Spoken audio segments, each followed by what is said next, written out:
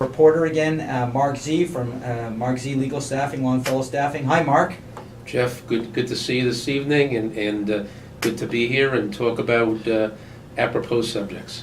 Apropos. Well, what is what is apropos today? What's apropos is our government is shutting down. Our federal government is shutting down, and I thought it's good to talk to our listeners about it, because actually I think between Thursday of last week and yesterday, I must have gotten about 20 calls, which is a lot for me, about and emails about what does this mean for workers.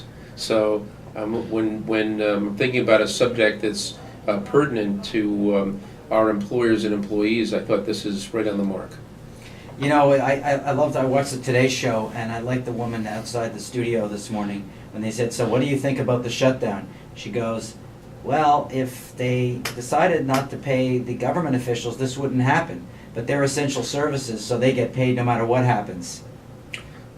Well, we have a lot of educated people. So essential, you know? We have a lot of educated people out that of the understand mouths how of this babes, works. you know? Right. You know, well, this is Peter Meyerson, by the way. Jeffrey just forgot who I was. No, I don't announce you when I'm bringing on a reporter. Oh, really? Okay, well, that's okay, but I'm still here. And the question really is, if they stop paying, you know, the senators and the representatives, what would happen?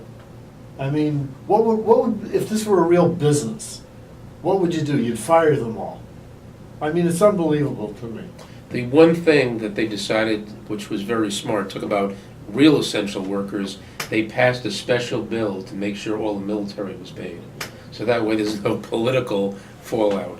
But what's important for our listeners to know that this does affect our commerce, this does affect our businesses. Anybody that does business with the federal government, if you have a business that does business, that government agency is probably shut down today.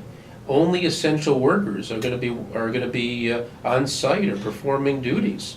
So this whole political standoff is definitely going to affect our economy in the short term, and has long-term implications in terms of debt ceiling, which could happen in the next 2 weeks, depending how long the shutdown is. Now, the last time we had a shutdown was when you had a Republican House and you had a Democratic president with Newt Gingrich, and that lasted several weeks. So there could be a lot of issues. I mean, Bill O'Reilly thinks